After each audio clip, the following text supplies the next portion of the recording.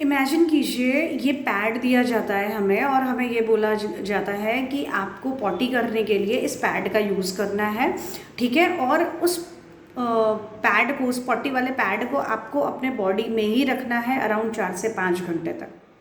क्या आप ऐसा करेंगे? मैं गारंटी के साथ बोलती हूँ कि ये ऐसा कोई भी करना नहीं चाहेगा। क्यों? क्योंकि ये बहुत ही अनप्रैक्टिकल है, अनहाइजेनिक है, हेल्थ रिस्क है इसमें बहुत ही ज़्यादा, इसमें इन्फेक्शन होने के चांसेस बहुत ज़्यादा हैं और ये बहुत ही ज़्यादा स्मेल करेगा, बदबू करेगा। क्योंकि ऑब्वियसली भाई पॉटी जो है वो हमारी बॉडी का कचरा है, वो कचरा हम बाहर निकाल रहे हैं, तो हम चाहेंगे कि वो हमारे स्किन से जल्दी दूर चला जाए, हमारे बॉडी से दूर चला जाए और वो हमारे बॉडी के कॉन्टैक्ट में ना रहे, ताकि उससे हमें हेल्थ रिस्क ना हो, उससे हमें इन्फेक्शन ना हो। फिर ठीक है, जो दुनिया की आधी आबादी है उसके साथ ये भेदभाव क्यों किया जा रहा है?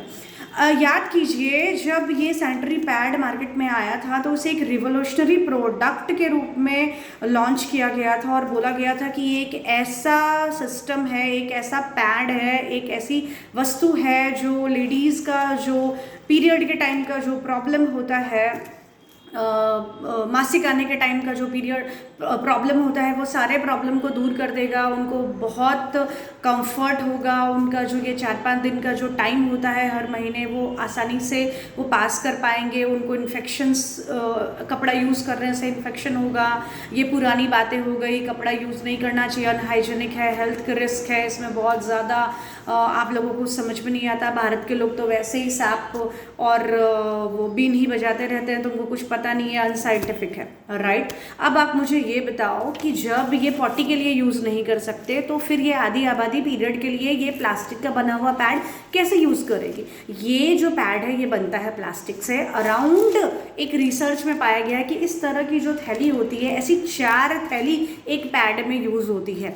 ये पैड के नीचे की साइड में प्लास्टिक की थैली होती है, प्लास्टिक बनता है जो कि एक इंटैक्ट एटमॉस्फेयर बनाता है, ताकि जो लिक्विड है और जो मतलब ब्लड है वो लीक ना कर पाए और वो इसमें अच्छी तरीके से एब्जॉर्ब हो जाए, ठीक है। इस तरह से वो प्लास्टिक को उसमें डाला जाता है।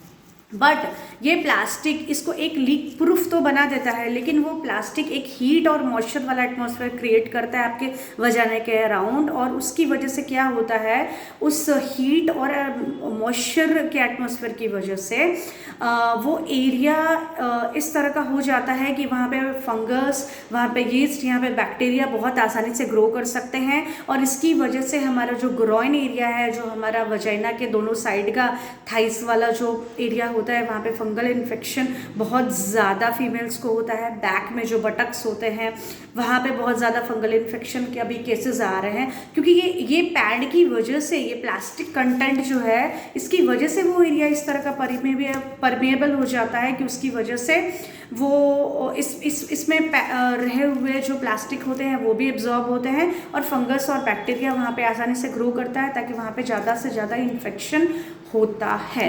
देन बात करते हैं, ये बनता है रेयॉन से। ये कपड़े से, ये कॉटन से नहीं बना है, ये सिंथेटिक रेयॉन से बना है और उसमें बहुत सारे पेस्टिसाइड्स, फर्टिलाइज़र भी यूज़ किए जाते हैं। अगर ये कॉटन से बना हुआ होता तो ये हेल्दी होता, बट चूंकि ये रेयॉन से बना होता है, सिंथेटिक रेयॉन से, इसको ब्लीच किया जाता है। ये जो सफ़ेदी और ये जो आप इसको बहुत ही साफ़ सुथरा देख रहे हो ना, ये करने के लिए इसमें ब्लीच किया जाता है। और वो ब्लीच के दौरान एक डायोक्सिन नाम का एक खतरनाक, बहुत ही पॉल्यूटेड केमिकल निकलता है, और वो केमिकल आपके बॉडी में, चूँकि ये पैड जो है ये आपके वजाइना के साथ टच में रहता है 3 से 4 घंटे तक, वहाँ की वजाइना के आसपास की एरिया इतनी परमिएबल है, इतनी सेंसिटिव है, इतनी पतली है कि वो बहुत ही जल्दी उसको, चीज़ों को जो उसके आसपास है उसको एब्जॉर्ब करती है। तो अब ये रहेगा तो वो डायोक्सिन जो है ये पैड के में रह के आपके स्किन में एब्जॉर्ब हो जाता है, आपके ब्लड स्ट्रीम में चला जाता है और 20 साल तक वो आपके ब्लड में रहता है। और 20 साल तक आपके ब्लड में रह के वो रिप्रोडक्टिव प्रॉब्लम्स, फर्टिलिटी प्रॉब्लम यानी कि बच्चे पैदा करने में प्रॉब्लम, रिप्रोडक्शन के जितने भी प्रॉब्लम आजकल आप देख रहे हो वो सारी प्रॉब्लम, इंडोमेट्रियोसिस बोल लो, फाइब्रॉइड बोल लो, कैंसर बोल लो, ठीक है, ब्रेस्ट कैंसर बोल लो, कितने केसेस बढ़ गए हैं। तो ये सारी चीज़ों का डायरेक्ट लिंक डायोक्सिन के साथ देखा गया है। इंडोक्राइनल सिस्टम, इंडोक्राइनल यानी कि आपके हार्मोन्स, यानी कि आपका थायराइड के रिलेटेड हार्मोन हो गया, आपका ओवरी हो गया, पीसीओडी, पीसीओएस, जितने भी हार्मोनल इम्बैलेंस के केसेस आजकल इतने ज़्यादा आ रहे हैं, वो अब तक आज से 20 साल पहले इतने ज़्यादा नहीं आते थे, ठीक है।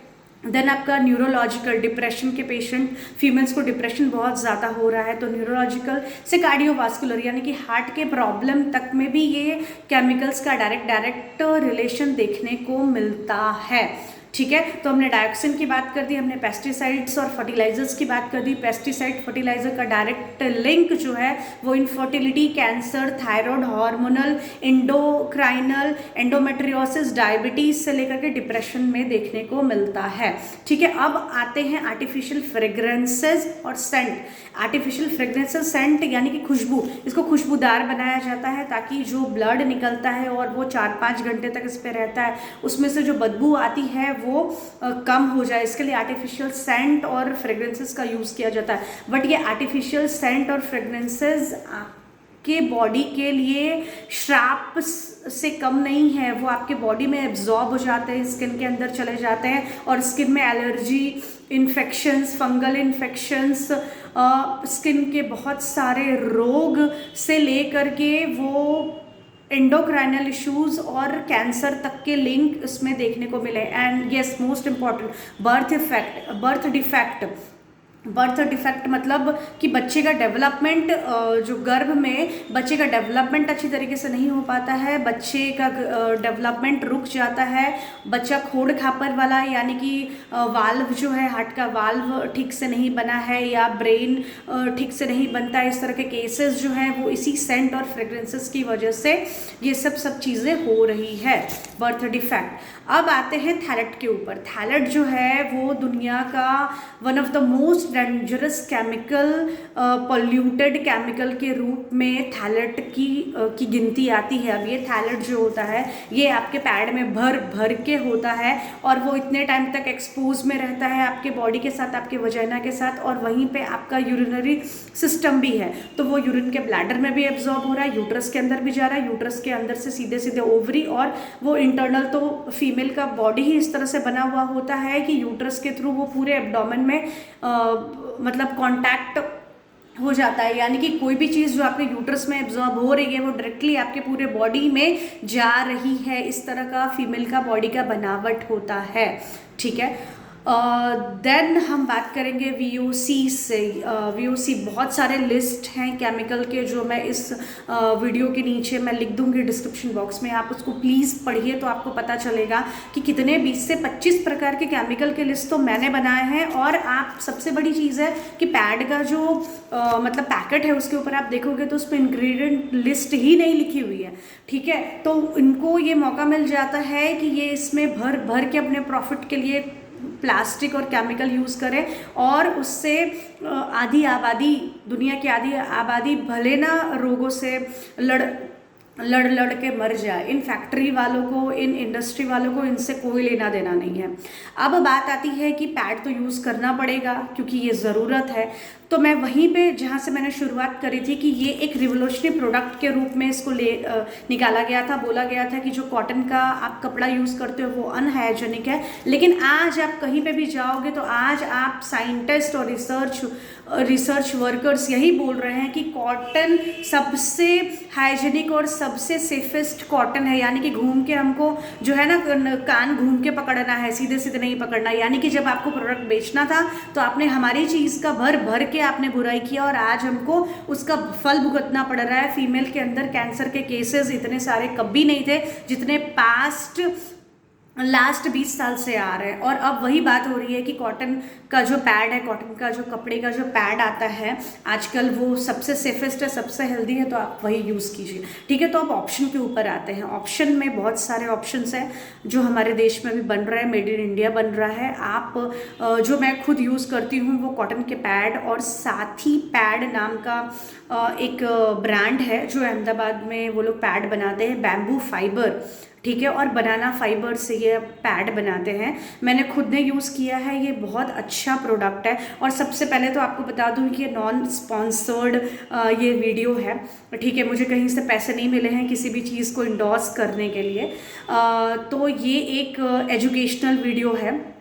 तो ये बनाना फाइबर, ये बैम्बू फाइबर से बने हुए पैड काफ़ी अच्छे होते हैं। इसमें केमिकल की मात्रा ना के बराबर होती है और ये काफ़ी यूज़ करने पे आपको खुद को पता चलेगा कि ये काफ़ी अलग है इन प्लास्टिक से बने हुए पैड के कंपैरिजन में। और ये हेल्थ के लिए भी मतलब अच्छा है, ठीक है। तो आप ये पैड यूज़ कर सकते हैं लोकली। आप अगर जब भी गूगल पे और यूट्यूब पे आप ये टाइप करोगे तो आपको बहुत सारे ऑप्शंस देखने को मिलेंगे और आप ये ऑर्डर कर सकते हो। ये थोड़े कॉस्टली होते हैं, लेकिन लेडीज़ हमारे हेल्थ से बड़ा कोई भी चीज़ कॉस्टली नहीं है, तो हमें हेल्थ से कोई कॉम्प्रोमाइज़ नहीं करना है और ये यूज़ करना है। कॉटन के बने हुए पैड यूज़ करने हैं और बैम्बू फाइबर और बनाना फाइबर के बने हुए जो पैड्स हैं, मैं यहाँ पे फ़ोटोज़ भी रख रही हूँ वीडियो में, तो आप वो देख सकते हो और वो ऑर्डर कर सकते हो। फिर मेंस्ट्रुअल कप की बात आती है। मेंस्ट्रुअल कप की मैं अपने प्रैक्टिस की बात बताऊँ तो अब तक जितने भी मेरे पेशेंट ने मेंस्ट्रुअल कप यूज़ किया है, 2 से 3 महीने के बाद उनको severe PID, pelvic inflammatory disease, यानी कि नीचे लोअर एब्डोमेन में बहुत ही सीवियर पेन और उनको इन्फेक्शन, यूरिन इन्फेक्शन के केसेस हुए हैं। तो मैं पर्सनली मेंस्ट्रुअल कप को जो है वो रिकमेंड नहीं करती हूँ, क्योंकि कहीं ना कहीं उसका जो मटेरियल है, वो जो बनता है उसका भी मटेरियल कहीं ना कहीं वो प्लास्टिक से ही रहता है। तो मुझे मेरा पर्सनल एक्सपीरियंस ये रहा है कि मुझे इस तरह का रिजल्ट नहीं मिला है अभी तक मेंस्ट्रुअल कप में, तो मैं रेकमेंड नहीं करती हूँ, ठीक है। तो मैं रेकमेंड करती हूँ कपड़े से बना हुआ पैड, बैम्बू से बना हुआ पैड और बनाना फाइबर से बना हुआ पैड। आप ये यूज़ कीजिए और ये वीडियो आपको कैसा लगा आप कमेंट में बताइए।